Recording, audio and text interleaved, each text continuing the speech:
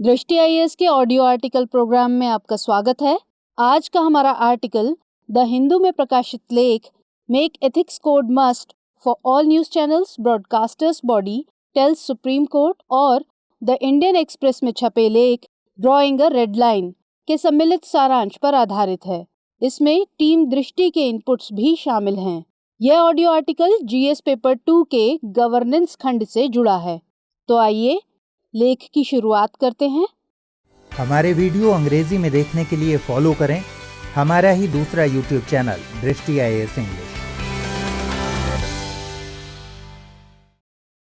Media के लिए आचार संहिता की जरूरत। सुप्रीम कोर्ट ने कहा है कि ऐसे कार्यक्रम जो एक विशेष समुदाय को गलत ढंग से दिखाने की प्रवृत्ति रखते हैं, वे सिर्फ अभिव्यक्ति के अधिकार और स्वतंत्र प्रेस के अधिकार का दावा करके अदालती परीक्षण से बच नहीं सकते। अदालत ने जोर दिया कि वह सरकार से मीडिया पर कोई गाइडलाइंस थोपने के लिए नहीं कह रही है, क्योंकि यह अनुच्छेद 19(1)(a) के लिए अभिशाप जैसा होगा। लेकिन क्या मीडिया को खुद ही अपने मानक नहीं तय करने चाहिए? उधर इस मामले पर कोर्ट में हलफनामा दाखिल कर केंद्र सरकार ने कहा है कि टीवी और प्रिंट से पहले डिजिटल मीडिया पर कंट्रोल करना होगा, तभी टीवी चैनलों पर कंट्रोल किया जा सकता है। केंद्र ने कहा है कि कोर्ट चाहे डिजिटल मीडिया को लेकर कानून बनाए या कानून बनाने के लिए इसे सरकार पर छोड़ दे। सरकार का तर्क है कि चूंकि प्रिंट मीडिया और टीवी चैनल पहले से ही नियम कायदे के अंडर आते हैं, इसलिए इनसे ज्यादा डिजिटल मीडिया पर रेगुलेशन की जरूरत है। इस केस के अलावा भी हालिया दिनों में सुप्रीम कोर्ट में मीडिया द्वारा अभिव्यक्ति की आजादी के अधिकार की लक्ष्मण रेखा का उल्लंघन करने पर रोक लगाने से जुड़ी याचिकाओं पर सुनवाई हुई है। इसमें बहुचर्चित टीआरपी स्कैम भी शामिल हैं और अभिनेता सुशांत सिंह राजपूत की मौत के मामले में हो रही मीडिया रिपोर्टिंग और मीडिया ट्रायल पर उठ रही आपत्तियां भी शामिल हैं। इन सब के बीच कोर्ट के साथ साथ देश भर में मीडिया रेगुलेशन को लेकर बहस तेज हो गई है। ऐसे में सवाल है कि जब पहले से ही कानूनी व्यवस्थाएं मौजूद हैं, तो मीडिया रेगुलेशन पर नई व्यवस्था की जरूरत क्यों महसूस की जा रही है? सवाल यह भी है कि जब आपत्तियां लगातार टीवी चैनलों की पत्रकारिता पर लगाई जा रही हैं, तो उन्हें रेगुलेट करने की बजाय डिजिटल मीडिया को रेगुलेट किया जाना कितना सही है? साथ ही सवाल यह भी है कि क्या मौजूदा कानूनों के दायरे में डिजिटल मीडिया का रेगुलेशन मुनासिब नहीं है? चलिए विचार करते हैं और सबसे पहले जानते हैं कि मीडिया के रेगुलेशन या नियमन की जरूरत क्यों महसूस की जा रही है। दरअसल संचार क्रांति ने अखबारों और चैनलों का विस्तार बहुत सस्ता और आसान कर दिया है। यही वजह है कि न्यूज चैनल लोगों को 24 घंटे हर तरह की खबरें दे रहे हैं, तो वहीं अखबार भी देर रात तक की घटनाओं को विस्तार से कवरेज दे रहे हैं। इस रूप में देखें तो हालिया दौर में प्रिंट और इलेक्ट्रॉनिक मीडिया की तेजी लोकतंत्र के लिहाज से काफी मजबूत दिखती है, लेकिन जमीनी हकीकत यह है कि देश की मीडिया गंभीर संक्रमण और अग्नि परीक्षा के दौर से गुजर रही है। पिछले कुछ सालों में मीडिया की विश्वसनीयता लगातार गिरती गई है। मीडिया संगठनों में विश्वसनीयता और लोगों की भावनाओं की कीमत पर मुनाफा कमाने की होड़ लगी हुई है। पैसा कमाने के लिए कई तरीके अख्तियार किए जा रहे हैं, फिर चाहे वह खबरों को तोड़ना मरोड़ना हो, फेक न्यूज की बाढ़ हो, लोगों की भावनाएं भड़काना हो, किसी समुदाय, व्यक्ति या पार्टी के खिलाफ या समर्थन में एजेंडा चलाना हो, या फिर न्यूज चैनल की बजाय ट्रोल की भूमिका निभाना। इलेक्ट्रॉनिक मीडिया का ज्यादातर हिस्सा सांप्रदायिकता की आग उगलता दिख रहा है, तो एक बड़ा धड़ा सत्ता की गोद में बैठा दिख रहा है। इन सब के बीच जन सरोकार के मुद्दे पीछे छूट गए लगते हैं। ज्यादातर न्यूज चैनल मीडिया एथिक्स और रूल रेगुलेशन का पालन नहीं करते दिखते। हालिया टीआरपी स्कैम इसी की एक बानगी है। आपको बता दें कि टीआरपी यानी टेलीविजन रेटिंग पॉइंट्स एक खास टूल है, जिससे इस बात का अनुमान लगाया जाता है कि कौन से कार्यक्रम या चैनल टीवी पर सबसे ज्यादा देखे जाते हैं। यह लोगों की पसंद को दिखाता है। इस रेटिंग का फायदा कंपनियां और विज्ञापन देने वाली एजेंसियां लेती हैं, क्योंकि इसके जरिए उन्हें ये तय करने में मदद मिलती है कि उनके विज्ञापन किस कार्यक्रम के दौरान ज्यादा देखे जा सकते हैं। मतलब यह है कि जो कार्यक्रम या टीवी चैनल टीआरपी रेटिंग में सबसे आगे होगा, उसे ज्यादा विज्ञापन मिलेंगे, यानी ज्यादा पैसे मिलेंगे। इसलिए न्यूज चैनल मार्केट में अव्वल बनकर अपना वर्चस्व कायम करना और उसके बल पर मुनाफा बढ़ाना चाहते हैं। साथ ही अग्रणी बनकर राजनीति और दूसरे क्षेत्रों में अपनी पैठ बनाते हुए दूसरे फायदे भी लेना चाहते हैं। इसलिए टीआरपी की होड़ में अव्वल बने रहने की कोशिश जारी रहती है। क्योंकि ऐसा माना जाता है कि टीआरपी गिरने से केवल विज्ञापन ही कम नहीं होते बल्कि रुतबा भी कम हो जाता है। इसलिए कुछ न्यूज चैनल टीआरपी की जंग में आगे बढ़ने के लिए गैर कानूनी तरीके अपनाने तक को आमादा है। मामला मॉब लिंचिंग का हो, लव जिहाद का, तबलीगी जमात का हो, हाथरस पालघर का हो या चीन पाकिस्तान का, हर खबर, हर चर्चा का इस्तेमाल एजेंडा सेटिंग और उन्माद भड़काकर टीआरपी हासिल करने के लिए किया जाने लगा है। इन हालातों के चलते बीते कुछ सालों में मीडिया की विश्वसनीयता रसातल में चली गई है। ऐसे में मीडिया के रेगुलेशन का मसला जोर पकड़ना लाजमी है। अब सवाल है कि हमारे देश में टीवी चैनलों के रेगुलेशन की मौजूदा प्रक्रिया क्या है। असल में भारत में इलेक्ट्रॉनिक मीडिया ज्यादातर स्वविनियमित या सेल्फ रेगुलेटेड है। भारत में अभी न्यूज चैनल सेल्फ रेगुलेशन यानी आत्मनियमन या स्वनियमन के मैकेनिज्म के आधार पर काम करते हैं। ऐसा ही एक मैकेनिज्म न्यूज ब्रॉडकास्टर एसोसिएशन यानी एनबीए की ओर से बनाया गया है। एनबीए प्राइवेट टेलीविजन न्यूज और करंट अफेयर्स ब्रॉडकास्टर्स का प्रतिनिधित्व करता है। यह भारत में न्यूज और करंट अफेयर्स ब्रॉडकास्टर्स की सामूहिक आवाज है। इसकी फंडिंग इसके सदस्य करते हैं। एनबीए ने टेलीविजन कंटेंट को रेगुलेट करने के लिए एक आचार संहिता तैयार की है। एनबीए की न्यूज ब्रॉडकास्टिंग स्टैंडर्ड्स अथॉरिटी यानी एनबीएसए को आचार संहिता के उल्लंघन पर चेतावनी देने, निंदा करने, भर्त्सना करने, अस्वीकृति जाहिर करने और ब्रॉडकास्टर पर 1 लाख रुपए तक का जुर्माना लगाने का अधिकार है। न्यूज ब्रॉडकास्टिंग स्टैंडर्ड्स अथॉरिटी एक स्वनियामक संगठन है जो न्यूज चैनल के लिए मानक व दिशा निर्देश जारी करता है। इस तरह के अन्य संगठन ब्रॉडकास्ट एडिटर्स एसोसिएशन यानी बीईए और न्यूज ब्रॉडकास्टर्स फेडरेशन भी हैं। Advertising standards council of India ने विज्ञापनों की सामग्री पर दिशा निर्देश भी तैयार किए हैं। हालांकि ये समूह कोई वैधानिक शक्तियां नहीं रखते। ऐसे ही ब्रॉडकास्टिंग कंटेंट कंप्लेंट काउंसिल यानी बीसीसीसी टीवी ब्रॉडकास्टर्स के खिलाफ आपत्तिजनक टीवी कंटेंट और फर्जी खबरों की शिकायत स्वीकार करती है और उनकी जांच करती है। प्रेस काउंसिल ऑफ इंडिया एक ऐसी ही नियामक संस्था है जो प्रिंट मीडिया के लिए नियमन करती है। आइए अब जानते हैं प्रेस काउंसिल ऑफ इंडिया के बारे में। पहले प्रेस आयोग की सिफारिश पर प्रेस की आज़ादी को सुरक्षित रखने, भारत में प्रेस के स्टैंडर्ड्स को बनाए रखने और सुधारने के मकसद से 1966 में प्रेस काउंसिल ऑफ इंडिया यानी पीसीआई का गठन किया गया था। मौजूदा प्रेस काउंसिल एक्ट 1978 के तहत काम करती है। यह एक सांविधिक यानी स्टैट्यूटरी अर्धन्यायिक अथॉरिटी है जो प्रेस के लिए और प्रेस की ओर से प्रेस के एक वॉचडॉग या प्रहरी की तरह काम करती है। यह मीडिया एथिक्स और प्रेस की आज़ादी के उल्लंघन के लिए प्रेस के खिलाफ और प्रेस की ओर से दर्ज शिकायतों पर फैसला करती है। पीसीआई के प्रमुख इसके अध्यक्ष होते हैं जो भारत के सुप्रीम कोर्ट के रिटायर्ड जज होते हैं।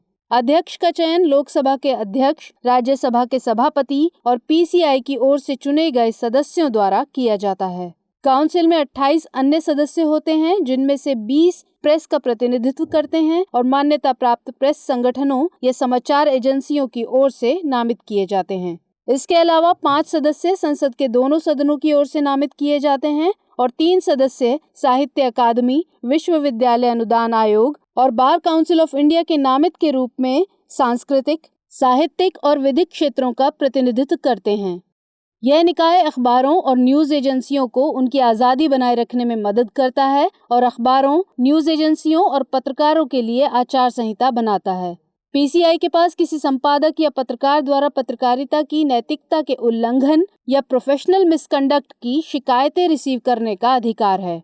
इन शिकायतों को लेकर पीसीआई पूछताछ कर सकती है, वह गवाहों को समन कर सकती है और शपथ के तहत सबूत ले सकती है, सार्वजनिक रिकॉर्ड की कॉपी पेश करने की मांग कर सकती है, चेतावनी जारी कर सकती है और अखबार, न्यूज एजेंसी, संपादक या पत्रकार की भर्त्सना कर सकती है।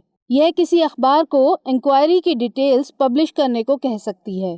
पीसीआई के पास जारी दिशा निर्देशों को लागू करने की सीमित शक्तियां होती हैं। यह दिशा निर्देशों के उल्लंघन के लिए अखबारों, न्यूज एजेंसियों, संपादकों और पत्रकारों को दंडित नहीं कर सकती। पीसीआई केवल प्रिंट मीडिया के कामकाज की निगरानी करती है। हालांकि आज के डिजिटल दौर में डिजिटल मीडिया पर कंट्रोल की मांग उठने लगी है। ऐसे में सवाल है कि डिजिटल मीडिया को कंट्रोल करने की मांग किस लिए उठ रही है और डिजिटल मीडिया को रेगुलेट करने की सरकारी मंशा पर सवाल क्यों उठाए जा रहे हैं। दरअसल विभिन्न डिजिटल प्लेटफॉर्म पर कंटेंट की मनमानी को नियंत्रित करने के उद्देश्य से इसके सरकारी नियमन की चर्चा हो रही है। सरकार की तरफ से सुप्रीम कोर्ट में दिए हलफनामे की मंशा पर भी सवाल खड़े किए जा रहे हैं। हलफनामे को देखें तो सरकार की चिंता वेब न्यूज पोर्टल, चैनल या यूट्यूब चैनल के प्रति ज्यादा दिखती है। सरकार का मानना है कि ऐसे चैनल को बिना किसी पंजीकरण या इजाजत के शुरू किया जा सकता है। यह खतरनाक तरीके से राष्ट्रीय संप्रभुता को नुकसान पहुंचा सकते हैं। सरकार ने शीर्ष अदालत में कहा कि यदि कोर्ट मीडिया को रेगुलेट करना चाहता है तो इसकी शुरुआत डिजिटल मीडिया से करे, ना कि मुख्य धारा की मीडिया यानी प्रिंट या इलेक्ट्रॉनिक मीडिया से। सरकारी हलफनामे में ऐसी कई बातें हैं जो सवाल खड़ा करती हैं। मसलन हलफनामे में डिजिटल मीडिया की प्रिंट व इलेक्ट्रॉनिक मीडिया के साथ तुलना करते हुए बताया गया है कि प्रिंट मीडिया की पहुंच महज उन इलाकों तक है जहां पर वह उपलब्ध है, या टीवी के पहुंच उन भाषाओं तक है जिसमें वे प्रसारित होते हैं, जबकि डिजिटल मीडिया हर उस व्यक्ति तक पहुंची हुई है जिसके पास स्मार्टफोन है। सरकार ने हलफनामे में अखबारों और टीवी को महज उनके मौलिक प्रारूप में उपस्थित मानकर उनके web portal, apps, YouTube channel और फेसबुक पेज के बारे में स्थिति साफ नहीं की है कि क्या उसे इस तरह के वेब चैनल से भी परेशानी है या नहीं। ऐसे में जब आज सभी न्यूज़पेपर्स और न्यूज़ चैनल के डिजिटल वर्जन अलग अलग फॉर्मेट में खूब प्रचलित हैं, ऐसे में यह संशय बनता है कि सरकार कहीं न कहीं वैसे चैनलों को रेगुलेट करना चाहती है जो मौलिक रूप से वेब संस्करण में ही मौजूद हैं, चाहे वह एक यूट्यूब चैनल हो या डिजिटल वेब पोर्टल। बीते दिनों सरकार ने information technology intermediate guideline rules 2011 में भी बदलाव करने की मंशा जताई, जिससे अन्य संबंधित माध्यमों जैसे गूगल, फेसबुक, ट्विटर को और जिम्मेदार बनाने की कोशिश की जाएगी। यानी सरकार डिजिटल मीडिया के लगभग सभी फॉर्मेट पर लगाम लगाने की कोशिश कर रही है। इन तर्कों से ऐसा लगता है कि डिजिटल मीडिया के मामले में बड़ा खतरा ये है कि डिजिटल मीडिया स्मार्टफोन के जरिए हर समय आपके साथ कनेक्टेड है। जाहिर है तकरीबन 70 करोड़ स्मार्टफोन यूजर्स तक इसकी मजबूत पकड़ होना चिंता की बात हो सकती है। यहाँ यह समझने की जरूरत है कि करोड़ों फेसबुक खातों पर लोग अपने निजी, राजनीतिक, सामाजिक और आर्थिक विचारों को धड़ल्ले से रख रहे हैं। यूट्यूब चैनलों की संख्या लगातार बढ़ती जा रही है। ऐसे में हमारे देश को धैर्य के साथ इस माध्यम को परिपक्व होते देखने की जरूरत है। गौरतलब है कि भारत में सोशल मीडिया प्लेटफॉर्म पहले से ही सूचना प्रौद्योगिकी अधिनियम 2008 के दायरे में आते हैं। मौजूदा कानूनों के तहत यदि सोशल मीडिया प्लेटफॉर्म को अदालत या कानून प्रवर्तन संस्थाओं द्वारा किसी सामग्री को हटाने का आदेश दिया जाता है तो उन्हें अनिवार्य रूप से ऐसा करना होता है। सोशल मीडिया प्लेटफॉर्म पर रिपोर्टिंग तंत्र भी मौजूद हैं जो यह पता लगाने की कोशिश करते हैं कि कोई सामग्री सामुदायिक दिशा निर्देशों का उल्लंघन कर रही है या नहीं, और अगर वह ऐसा करते हुए पाई जाती है तो उसे प्लेटफॉर्म से हटा दिया जाता है। हालांकि इन सब के बावजूद भी सरकार को नियमन करने की जरूरत महसूस हो रही है, और सरकार ने जिन समस्याओं का जिक्र अपने हलफनामे में किया है उसे वर्तमान कानूनों के अंतर्गत भी निपटाया जा सकता है।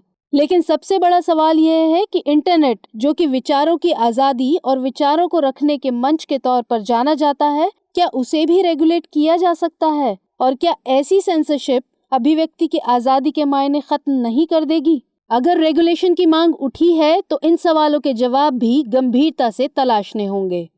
अब सवाल है कि ऐसे में आगे की राह क्या हो? मीडिया लोकतंत्र का चौथा स्तंभ है। ऐसे में उसकी भूमिका को नकारा नहीं जा सकता, लेकिन मीडिया को भी लोकतंत्र और आम जनता के प्रति अपनी जिम्मेदारी का एहसास होना ही चाहिए। इसके लिए मीडिया नियमन और अभिव्यक्ति की आज़ादी के बीच के बारीक अंतर को परिभाषित करने की जरूरत है। मीडिया पर सेंसरशिप लगाने की बजाय स्वनियमन की प्रक्रिया और ज्यादा मजबूत करने की दरकार है। हाल ही में सुप्रीम कोर्ट में जस्टिस D.Y. चंद्रचूड़ ने NBA को लेकर कहा था कि NBA का कार्यक्षेत्र सिर्फ उन ब्रॉडकास्टर्स तक ही सीमित है जो इसके सदस्य हैं। इसके लिए सुप्रीम कोर्ट ने सुझाव दिया था कि इलेक्ट्रॉनिक मीडिया के सेल्फ रेगुलेशन में मदद के लिए एक समिति गठित की जा सकती है जो इलेक्ट्रॉनिक मीडिया के लिए मानक तैयार करेगी। साथ ही NBA की आचार संहिता को केबल टीवी नियमों के तहत कार्यक्रम संहिता का हिस्सा बनाकर वैधानिक मान्यता दी जानी चाहिए, जिससे ये संहिता सभी समाचार चैनलों के लिए बाध्यकारी बने।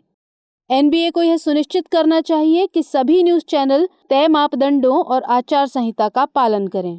इसके अलावा NBSA की जुर्माना लगाने की शक्ति भी बढ़ाई जा सकती है। पत्रकारों को भी यह ध्यान रखना चाहिए कि वे प्रोफेशनल एथिक्स के दायरे में रहते हुए ही जर्नलिज्म करें। साथ ही डिजिटल मीडिया को मौजूदा कानूनों के भीतर विनियमित किया जाना चाहिए। ऐसे में सबसे पहले हमें डिजिटल मीडिया की सटीक परिभाषा तलाशने की जरूरत है। इस प्रक्रिया में सोशल मीडिया प्लेटफॉर्म्स पर व्यक्त किए गए विचारों को डिजिटल मीडिया से दूर करना होगा। प्रेस काउंसिल ऑफ इंडिया जैसी किसी एक संस्था के दायरे में इलेक्ट्रॉनिक और डिजिटल मीडिया दोनों को लाया जा सकता है। तभी लोकतंत्र का यह चौथा खंभा अपनी खोई हुई गरिमा को दोबारा पा सकेगा। आइए अब नोट करते हैं आज का सवाल। भारत में मीडिया के रेगुलेशन की बजाय स्वनियमन की प्रक्रिया को मजबूत करने की जरूरत है। इस कथन के आलोक में मीडिया रेगुलेशन पर अपने विचार प्रस्तुत कीजिए।